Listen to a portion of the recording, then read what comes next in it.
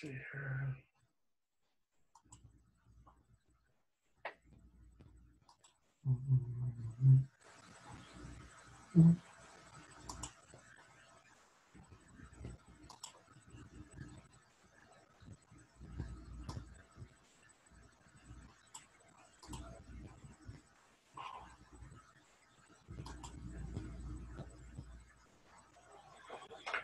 Okay, hello everybody. It is Saturday, the 8th of August, and we've had quite a time of it here of late with the storm coming up from the North Carolina coast on Tuesday and creating quite a bit of damage and, of course, putting the electricity out.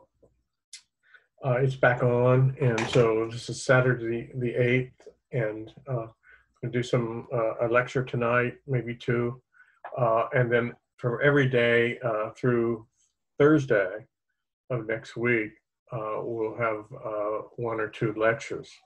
So you want to look at those. And also I have given you, sent out an announcement. The cumulative part of the final examination will be to prepare for questions 5, 6, and 7 on the midterm examination. And I may ask you one of those three, or maybe even two, who knows. But the final examination will be all essay, and you will do 5 essay questions, totaling 100 points, everyone. You only have to do 5. You should not do 6 or 7 or 8 of them. 100 total points on the final examination, no more than that. And the examination has a 40% weight in the calculation of your course grade. But here's the important change. Given the problem we've had with the electricity being out, bad weather, I have postponed our final examination from it being due on, what do we want to say here, on Thursday, August 13th to being due on Saturday, August 15th. That's exactly 1 week from today. And the examination will be made available to you on the Baruch College Blackboard under course documents sometime on the 13th.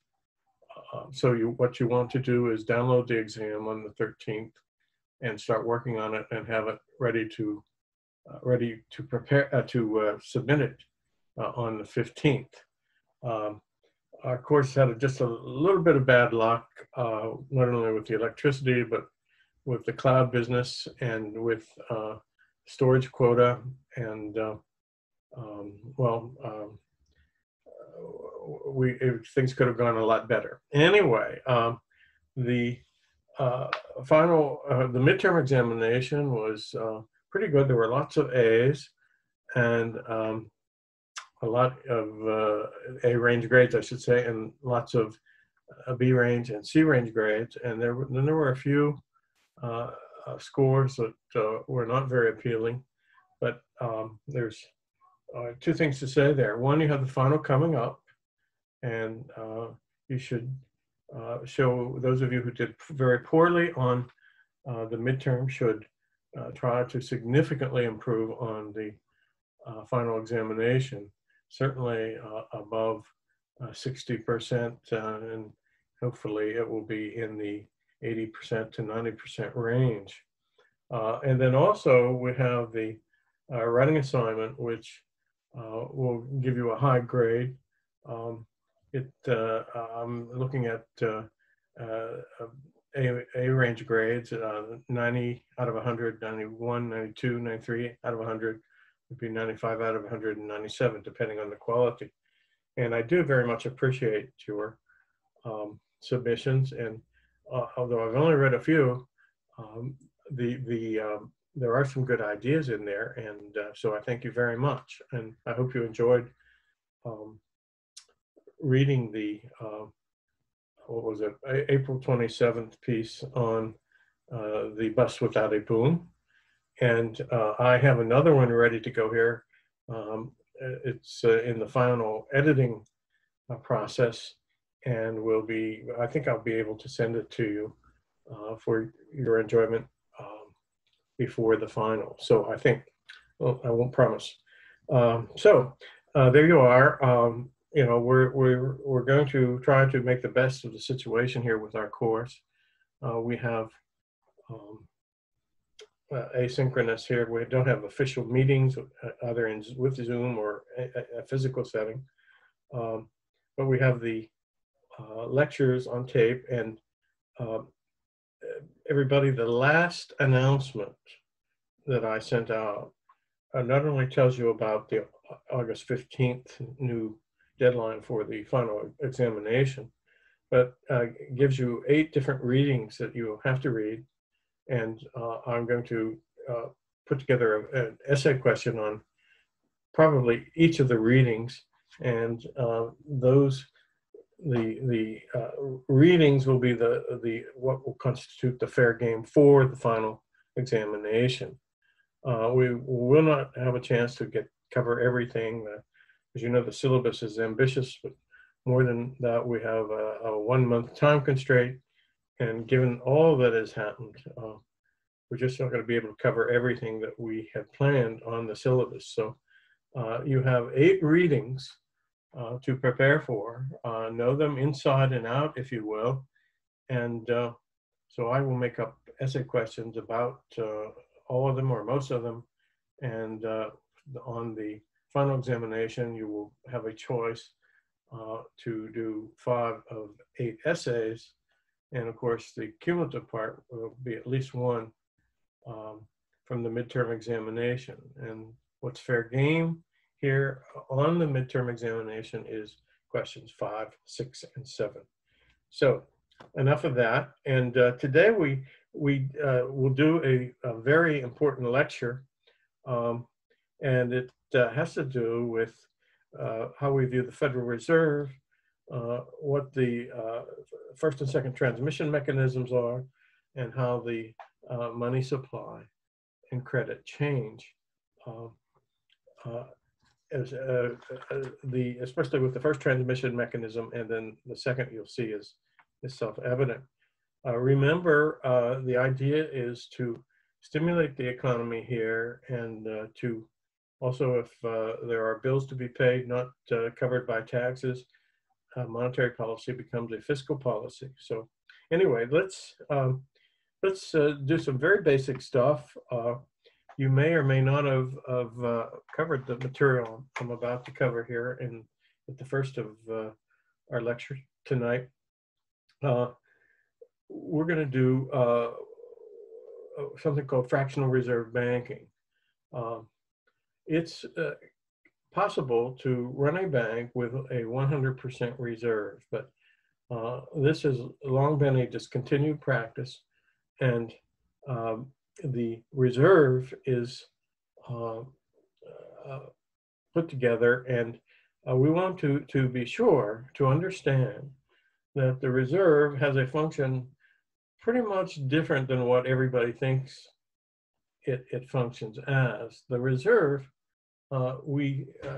people think that it guarantees either in whole or in part the liquidity and solvency of a bank, and this just isn't true. The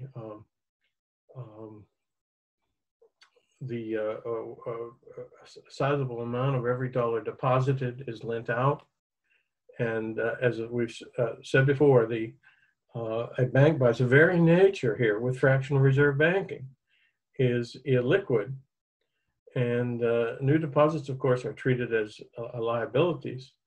And if everybody were to come in and withdraw their deposits, well, they couldn't do it because the bank would not have the amount of deposits on hand that they should, and therefore they would be judged to be illiquid. In other words, a bank cannot win when you have a panic or a run on it. So the real question is the bank solvent or insolvent? And If insolvent, then there is a significant loss. If you give the bank time to make good its liabilities, then maybe it will eventually be solvent, and therefore you will get your deposits back. But what does the reserve function as? And it really permits exchange to occur between the clientele of a bank, meaning its depositors, and the non-clientele of a bank, meaning people who don't deposit money in, say my bank. Okay, so suppose all of you, all 78 or 79 of you, are depositors in my bank, but then you all decide to, sometime this summer that is remaining, you decide to surf at the Jersey shore, and you need surfboards, and you can't buy any here on the East Coast. So what do? You buy one from the West Coast, say out there near Los Angeles, and there's somebody who will sell the surfboards to you. You send a check out, and what happens? The check goes through clearing, and eventually it comes back to me, the bank owner. And what I do is I debit your account, but I have to make good the check. So I take out of reserves to pay a bank out in California, if you will, the non-clientele bank. And so reserves facilitate transactions between the clientele of the bank, meaning depositors, and the non-clientele, like the surfboard manufacturer, who doesn't know me, doesn't know about my bank at all. But as long as there's a system of clearing and the checks are cleared, guaranteed to clear, then it's possible for you to purchase a surfboard from a California producer. We have fractional reserve banking, and what are we saying? Well, let's suppose the Treasury or the Federal Reserve opens up an account in my bank and deposits $100. We assume a 20% reserve requirement. And so when the Federal Reserve creates $100, and it's out of thin air, it either deposits a check or makes a digital transfer, it's newly created money, if you will, and $20 of that goes on reserve. $80 of that I can use to lend out. In other words, I can make $80 worth of new loans, which I do. And then if we're talking about really big sums of money, I want to say to one and to all, if you get a loan from me, I'm going to ask a favor of you. And it's very simple. I ask you to open up a commercial checking account with my bank. You're going to use the $80 to embark on a new project, start a new business, or add to an existing one. And what are we saying here? With the $80 loan, I'm going to ask you, would you open up that checking account, commercial checking account, and do with the money as you originally planned? No restraints put on you that way. So what you do is deposit $80 in my bank, and counting the $100 deposit by the Fed and the $80, we have $180 new dollars of deposits. And then 20% of the $80 is, of course, $16. And so out of the $80 deposit, I can take $64 and lend it out, make a new loan. Don't you see?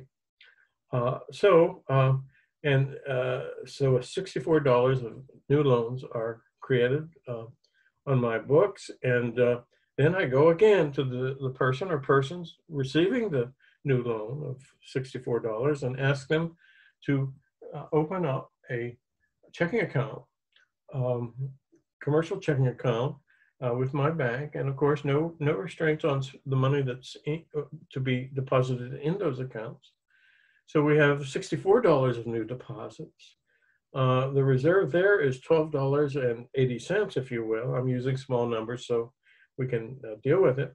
And then of the $64, $51.20 can be lent out in the form of new loans. And so I asked those who received the new loans of $51.20 to deposit the money in a commercial checking account. They do, and don't you see we have $51.20 of new deposits. New reserves would be $10.24, is it? And then new loans, there can be $40.96.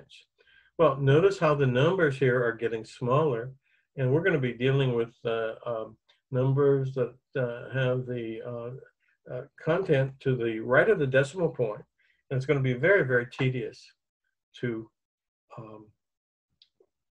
calculate the total of new deposits, total reserves, and new loans. And we just have one round after the other of very small amounts of new deposits, amounts of new reserves, and new loans. But what we have here is a time series, if you will, of it's, what is it, an infinitely progressing geometric series that is decreasing in amount. I know I botched that up. I always botch it up. But point is, there's a limit to this series, and it is very simply 1 divided by the reserve requirement, which is we assume to be 20%. So the what do we want to say here? The limit is the number 5. You take 5 times the initial deposit, $100, and so new deposits that can be created here are $500, and then the reserves, we're not going to bother adding that up, but we'll look at new loans. We take 5 times 80 and we get $400 of new loans. And people, granted, you have here new deposits that are treated as liabilities, but it's as, here's the way I look at it, it's as if, as the owner of the bank, there is new capital being infused into the bank day in, day out. And from the perspective of the banker, this is wonderful because, of course, he earns new loans on, he earns interest on the new loans. And of course, what's in it for him is net interest. And don't you see, it's a very lucrative process from the banker's perspective. So we have, in this simple-minded example, with a $100 initial deposit, the creation of 500 new dollars.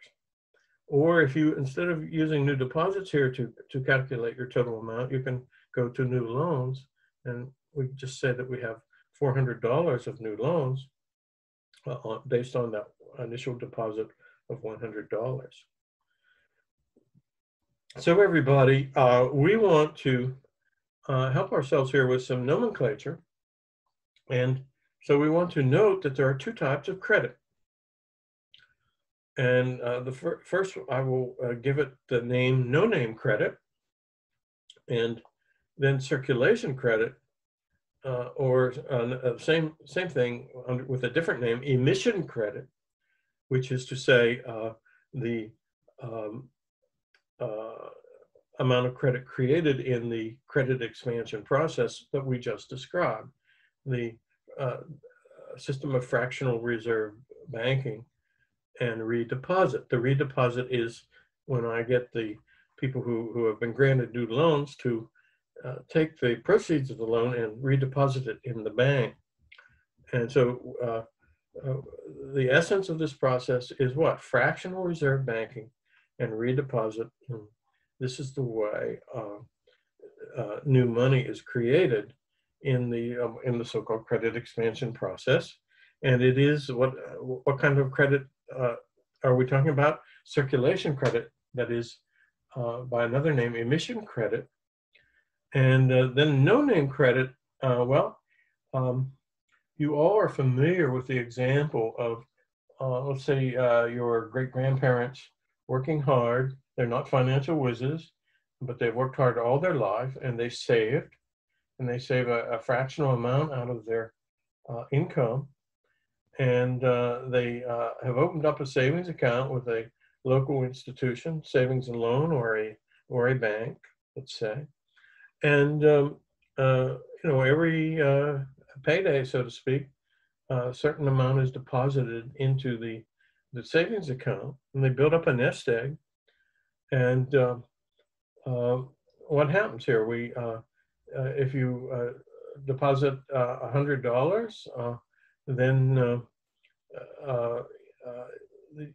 the bank will pay interest on the $100 deposit, and then will lend out the $100 or a fraction thereof to a would-be businessman or woman, and they get the loan, and they pay a rate of interest to the bank. Their interest is higher than that paid the depositor, and the difference is called net interest, to define that. And it's what's in it for the bank, or where is their rightly understood self-interest? It is the net interest they receive. So everybody knows about this type of credit. You associate hard work with this type of credit. It doesn't have a name, so your professor slyly, I guess, cleverly decided to give it the name no-name credit. And so we have this name, and it stands for the process I just described, but it is distinct from circulation credit. Circulation credit is just a matter of credits and debits, that is accounting entries. It's not because of necessarily because of hard work or travail. So everyone, we have these two types of credit. Used to be no-name credit was the most important, but no longer. We have an interventionistic, if you will, central bank, and Bob's your uncle there. So the credit expansion process is essentially a system of fractional reserve banking and redeposit. And it results in what? Circulation credit, otherwise known as emission credit. And it's the more important of the two types of credit today. The other is no-name credit. And we have to also take a look at the Treasury and the Federal Reserve. The Treasury acts as the bursar of the U.S. government. What are we saying? The Treasury is like the controller of a corporation. He receives money and he dispenses money, pays the expenses off of the corporation. Well, the bursar is very much like the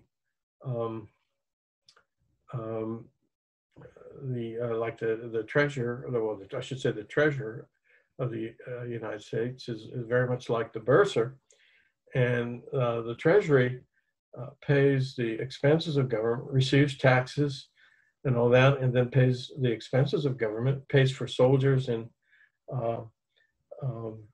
Iraq or Syria or the Middle East, for example. It pays for the NASA space program. It pays for having a new paint job on the White House. You name it. If you receive a refund on your taxes, you receive a Treasury check, or if you will, a digital transfer to you by the U.S. Treasury. The Treasury is the bursar of the government, and very important to know. It plays a part in the open market operations. And then we have the Federal Reserve. I would call this, using an old phrase, old term, the bank of issue.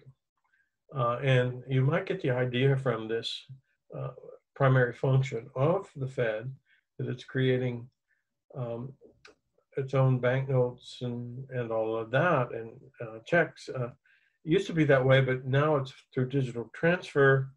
And if we're going to create banknotes, the Bureau of Engraving and Printing does that in behalf of the Treasury and the Fed. The Federal Reserve really initiates the process of fractional reserve banking and redeposit.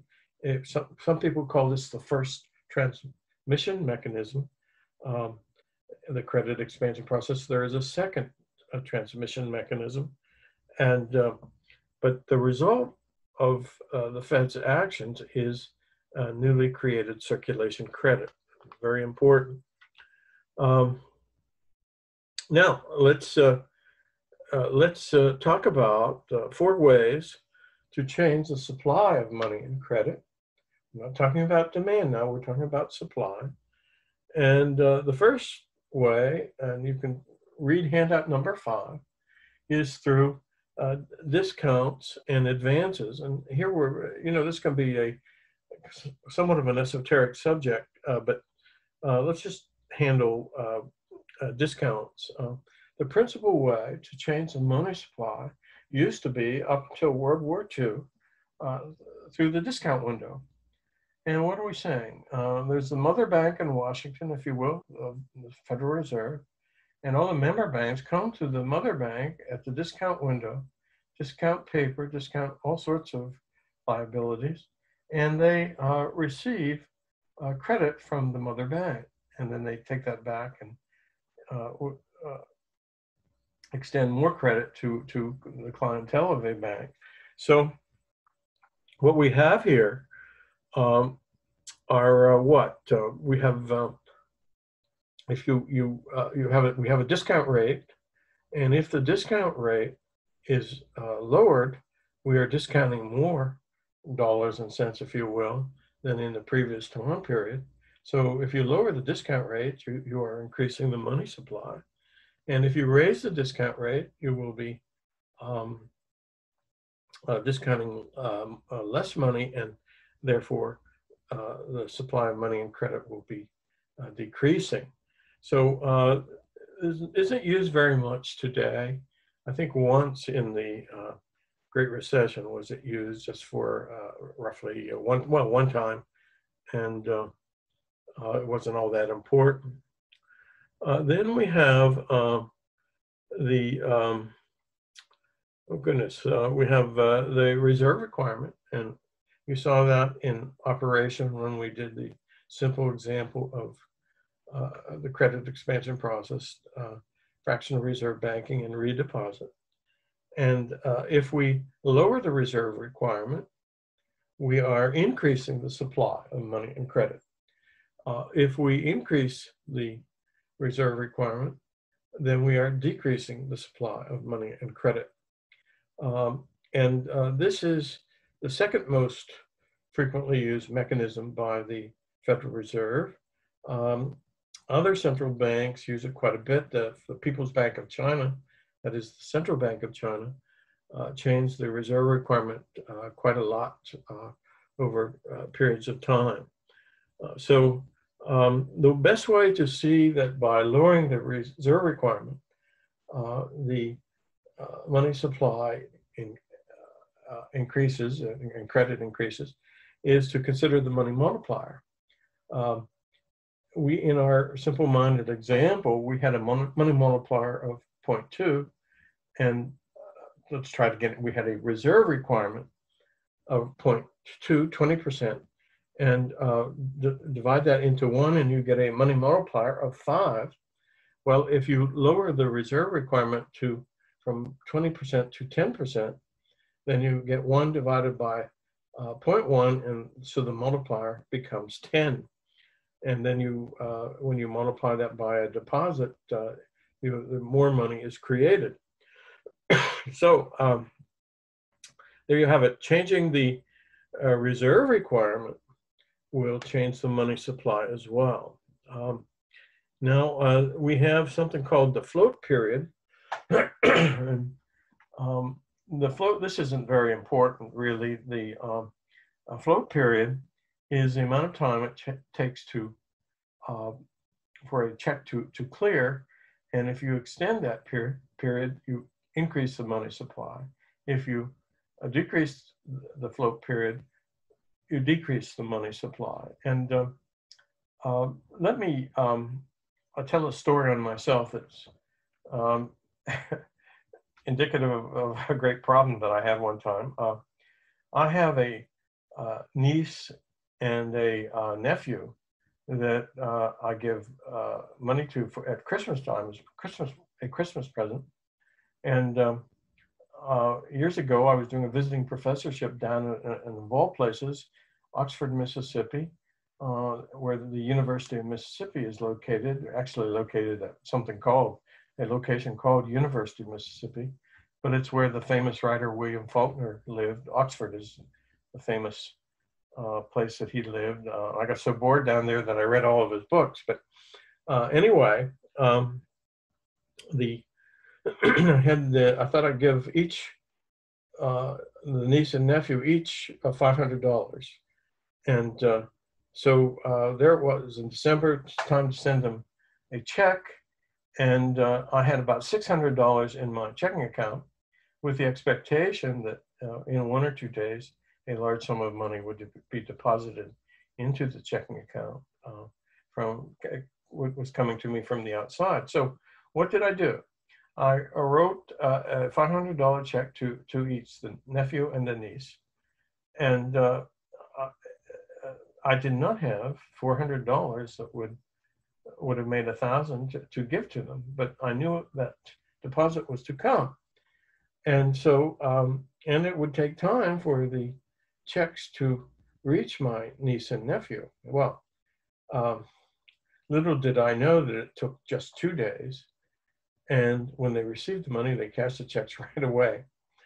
And the checks went through clearing really fast. It didn't take the 4 or 5 days that I thought it would. And so my banker calls me up and says, "You're deficient of funds." And I was scratching my head. Goodness gracious, how can that be? And so what I did was use a credit card, of course, and put new money in the checking account, and everything cleared. But what I was doing was really a process that is not only illegal, but not very smart. And it's called cutting a check, when you don't have the funds there, but you write the check out anyway, and you're really counting on the float period. And I got tripped up with it. So what I want to say about the float period is it is a very insignificant way of the Federal Reserve to adjust to a changing demand for money on big holidays. When Memorial Day and July 4th and Thanksgiving come around, the demand for money picks up. And one way to meet this demand for money is to just extend the float period. In other words, to proceed like I did, as if I had $1,000 in the bank to make those Christmas presents when I only had $600. By extending the float period, let's say beyond 5 days, then the money supply actually increases by $400 too. And you know, I have it's as if I had $1,000 in my checking account, but I didn't, and I covered it. And I don't recommend this for anyone to do. This wasn't too smart of me, but if you extend that float period and give the checks more time to clear, it's as if you have more money. And of course, when the float period is contracted, you don't have the $1,000. You have in my case, the $600. And so looking at the $1,000, the money supply contracted, the amount of credit contracted, but everything was straightened out. But if you don't um, straighten things out, then it's a felony. And back then, this was, my goodness, this was a long time ago. And in the late 1880s, I think it was, the 1880s, 1980s, wow, not that old. The amount that the minimum amount well, if you wrote a $100 check and the money was not there and you couldn't back it up, it's a felony and you would be put in jail. Call the sheriff.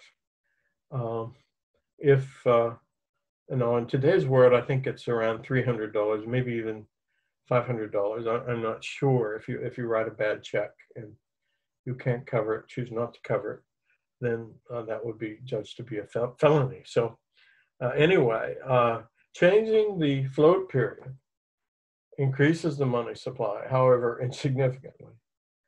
And it's as if you've increased the money supply. And it's really in response to a changing demand for money. Of course, if you contract the float period, then the money supply would decrease. This is an insignificant way, changing the float to change the supply of money and credit. Then the fourth way is through open market operations, and this has been the principal way we have changed the money supply, and this is the involves the first transmission mechanism, the credit expansion process. But here's the way it goes. What we're going to do is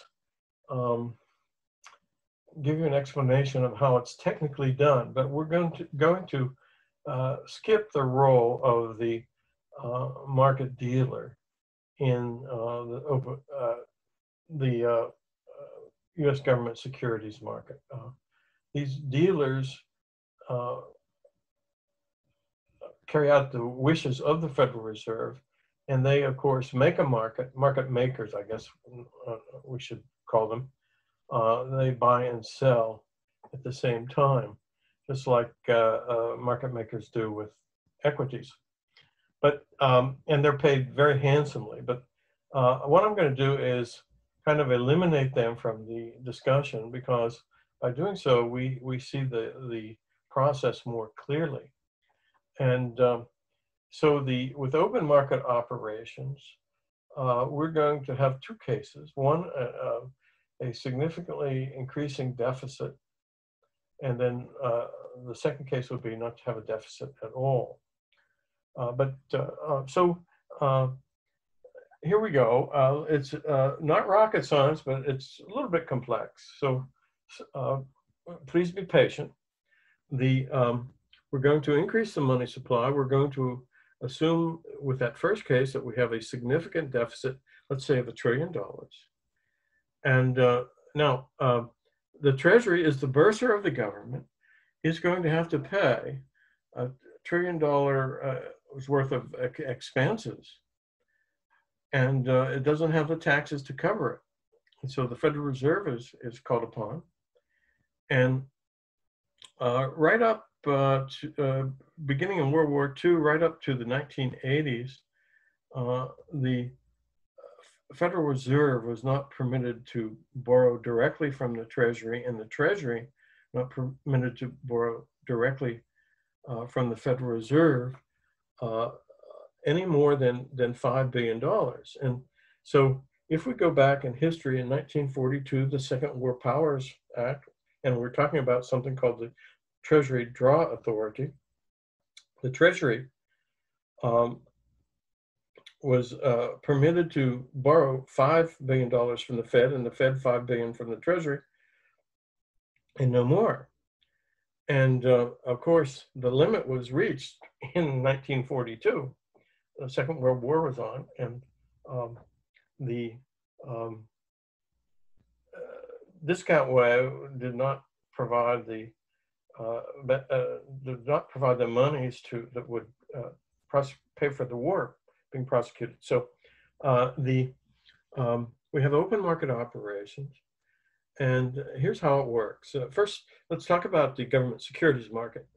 We have various instruments, debtor instruments, in which the U.S. government becomes a debtor, and those participating in the government securities market, if you will, in open market operations, become the creditors to the U.S. government. So we have 1 month Treasury bills, which aren't very important. They're not very numerous.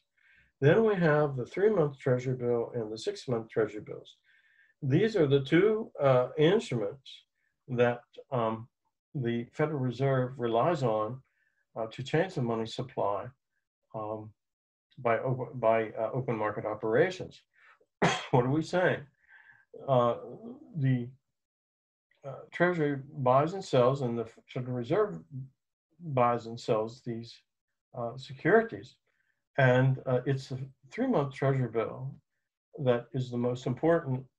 And really, the 3 month Treasury bill interest rate, that is the rate of discount, is the most important interest rate in the world. All other instruments, all other interest rates are adjusted to the level of 3 month Treasury, including all the LIBOR rates and everything else. So why? Because 3 month Treasury bill is the principal instrument used to change the money supply. And every day we have $500 billion volume of 3 month Treasury bills traded in the U.S. government securities market. The U.S. government securities market is the second largest market in the world.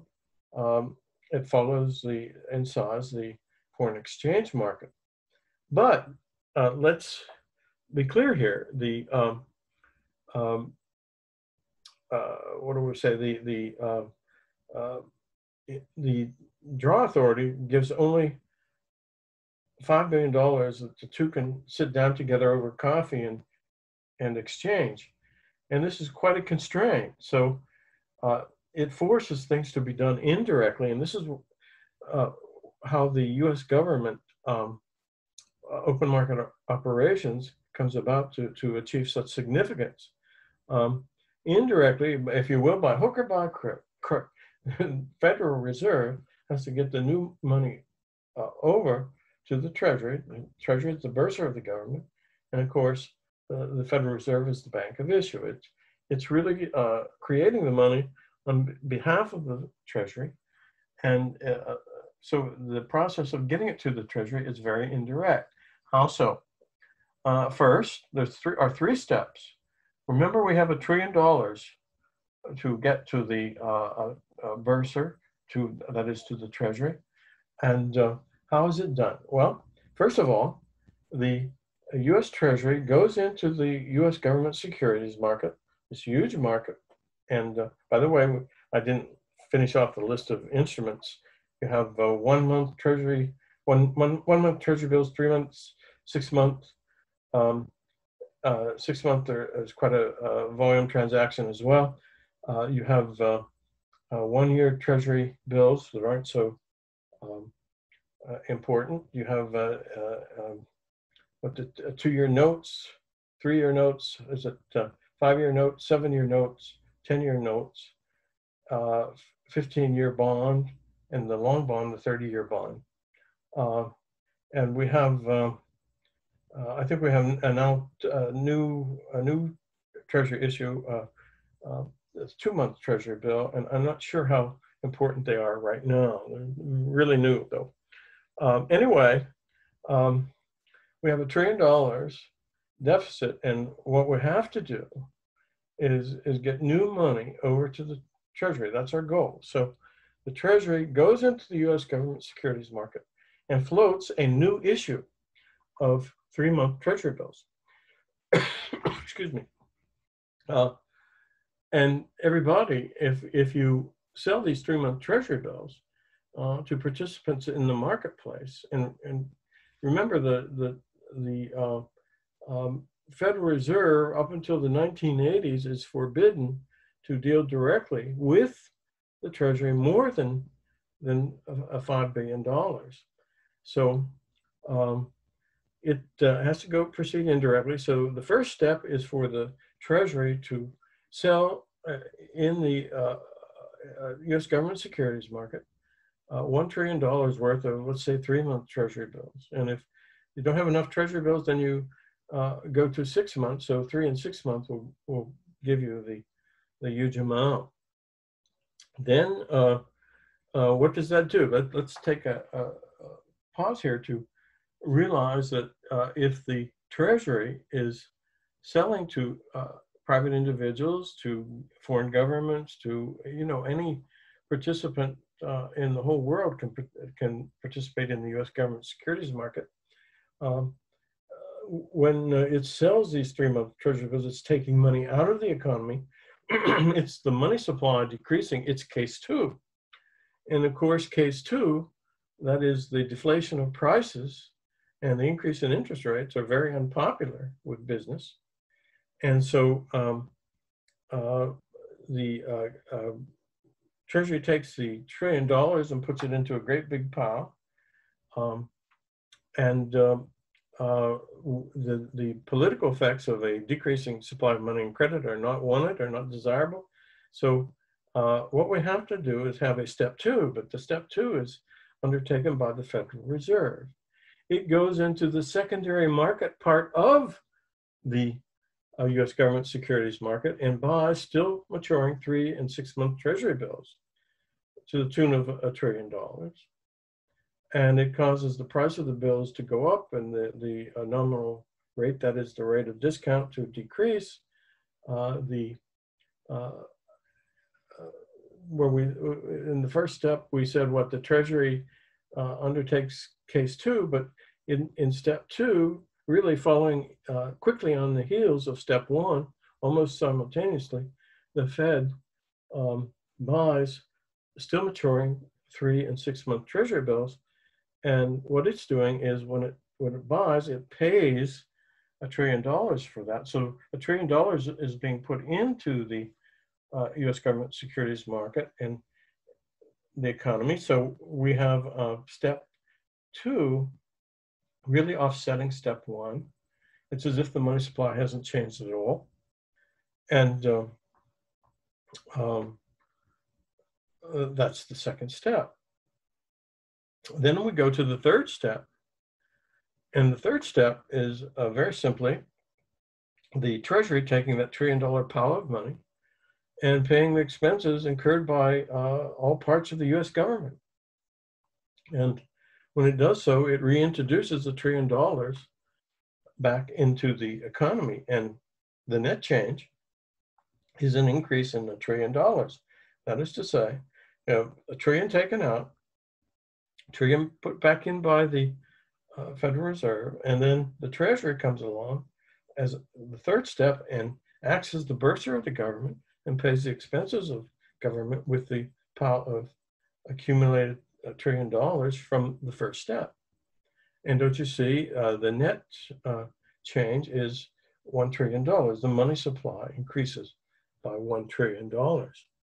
So we have 3 steps in open market operations. When we have the case of a deficit, the Treasury buys, not the Treasury, in the first step, creditors to the U.S. government, those who would purchase 3- and 6-month Treasury bills, they actually do purchase them and the money supply decreases. We don't want case 2, so quickly on the heels of step 1, step 2 occurs. The Federal Reserve, in the secondary market part of the U.S. government securities market, goes in there and buys $1 trillion worth of still maturing 3- and 6-month Treasury bills. There may be a 3-month Treasury bill out there that has 1.5 months to go until maturity, and the Federal Reserve will buy those up to the tune of $1 trillion. And the money supply, therefore, increases by this step, but it's really offsetting step 1. And then, of course, the third step is when the Treasury acts as the bursar of the government and takes that $1 trillion it collected in step 1 and pays the expenses of government. So overall, we have a changing money supply. That's the case of running a significant deficit. Now, what if the U.S. government is not running a deficit and it wants to change the money supply? The Treasury disappears from the process. Why? Because the budget is in balance. Taxes are covering all expenditures. And if we're left with just the Federal Reserve going into the U.S. government securities market, and in one step, buying still maturing now 3 and 6 month Treasury bills. This Treasury draw authority prevents it from dealing directly with the Treasury. So in the case of no deficit, you have one step to account for, and that's simply the Federal Reserve going in and buying the Treasury bills with $1 trillion new money, and it's attempting to stimulate the economy. It's attempting to increase economic activity, if you will, in this case. So we have the second case there of no deficit at all. The open market operations has been the most used way to change the supply of money and credit in the current period, in the current times. And then we have to account for what is called the second transmission mechanism. But let me just update you a little bit on this Treasury draw authority. In the 1980s, the process was discontinued. There was a statute law that prevented the Treasury from dealing directly with the Federal Reserve and vice versa, more than $5 billion in total. And that limit was reached in 1942. You have a statute law. A statute law means it must be obeyed, and there are no exceptions. But then in the 1980s, and I wish I could remember the exact year, but the draw authority was repealed, and theoretically, the treasurer and the Federal Reserve chairman could meet over coffee and settle the financial needs of the Treasury over coffee, and the Fed extending credit directly to the Treasury. But this isn't done. The old way is kind of preserved. There are some vested interests, especially the market makers' interests that would have so far has prevented the Treasury from just dealing directly over the table with the Federal Reserve. It appeals to tradition and because this U.S. government securities market is so big, you don't want to do away with that market and the participants of it. It's very lucrative to participate in it. So everyone, we proceed as if the Treasury draw authority were still in place, but from the legal point of view, it's you don't have the statute law there anymore. Let's see. You have the two cases there, and then we have the quantitative easing, and everybody should be a little bit unfocused as to what that is, and that is the second transmission mechanism. And there are lots of parts to it, and they are not always there. Everything's not changing as it did in the previous day. But as you know, in the Great Recession, we got into trouble in the U.S. government, not the U.S. government, in the retail mortgage market. And what are we saying?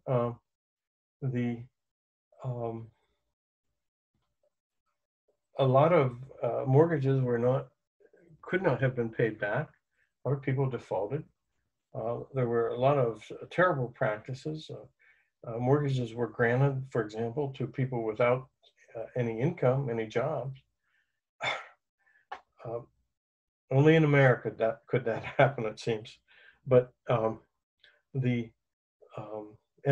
Fannie Mae and Freddie Mac, and I think a Ginnie Mae, imperiled themselves, and eventually Fannie Mae and Freddie Mac became insolvent, and hundreds of $billions were lost.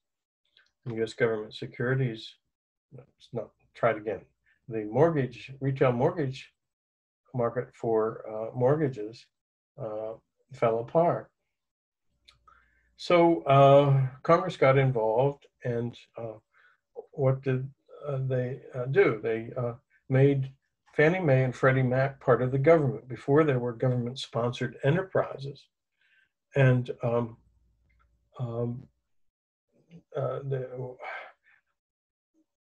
now they acted in a process that we call the second monetary transmission mechanism.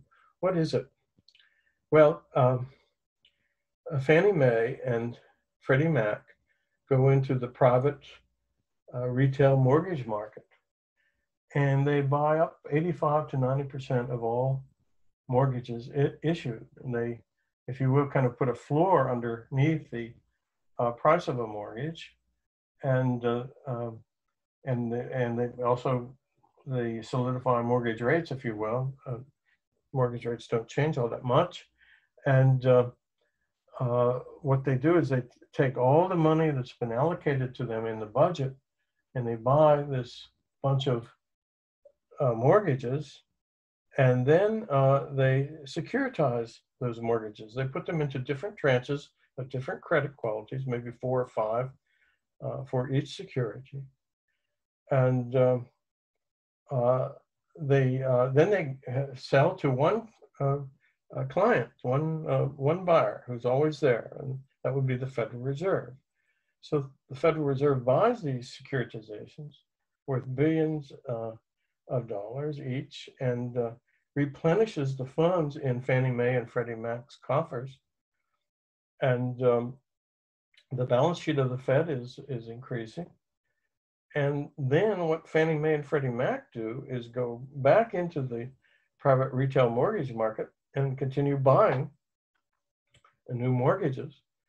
And again, the end result over a year's time is to buy 85 to 90% of all mortgages.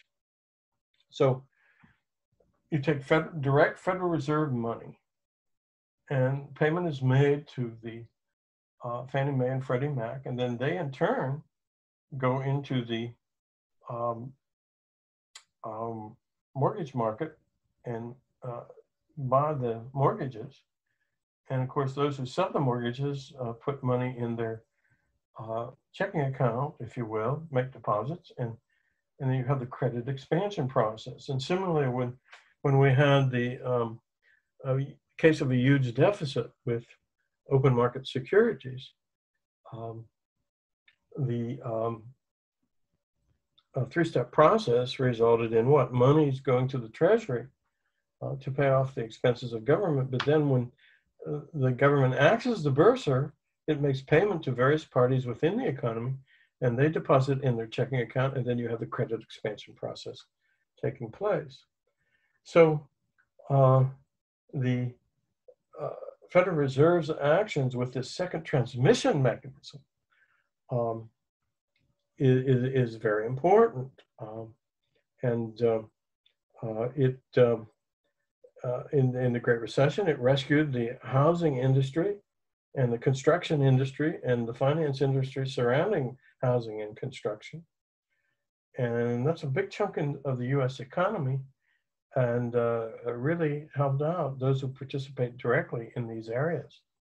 So you have the second transmission mechanism today. It's called quantitative easing. It can change appearance. They can deal with mortgages. They can deal with other instruments in the marketplace and buy those directly with Federal Reserve money. The Fannie Mae and Freddie Mac are not unlike the Treasury in a way, participating in this mortgage market. But anyway, there you have it. The second monetary transmission mechanism, and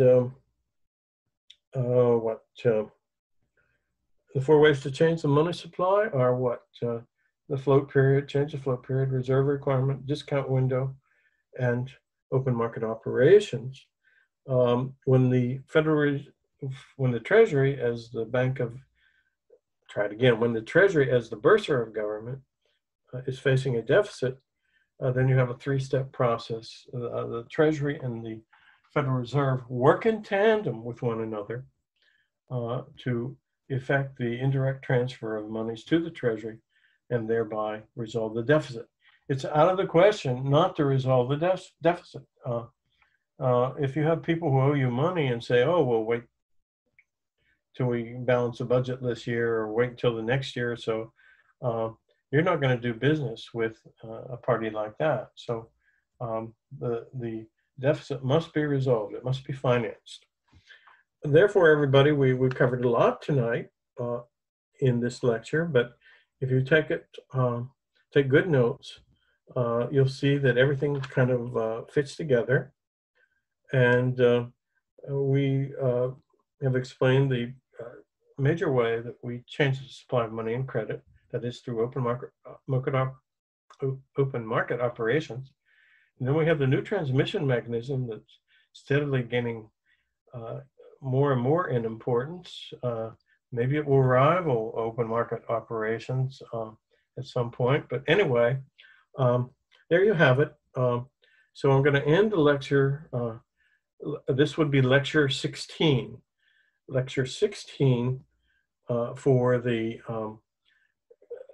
course Economics 3200. It's August 8th in the evening, about 9:30 here, the time we are quitting. So thank you very much. And remember, the final is now August 15th. The final examination is due on August 15th. I'll ready it for you and put it on the blackboard on August 13th. The reason for the delay is, of course, the problems with electric outages, not only in New Jersey, but Manhattan and Connecticut. And as I understand it, this is Saturday, August 8th. There are many areas of Connecticut and some in New Jersey and some in Manhattan that have not had the electricity turned back on. So I hope you're not directly affected here. So anyway, I will quit for tonight, and well, not for tonight. I may do another lecture here in a few minutes, but there you have it, lecture 16.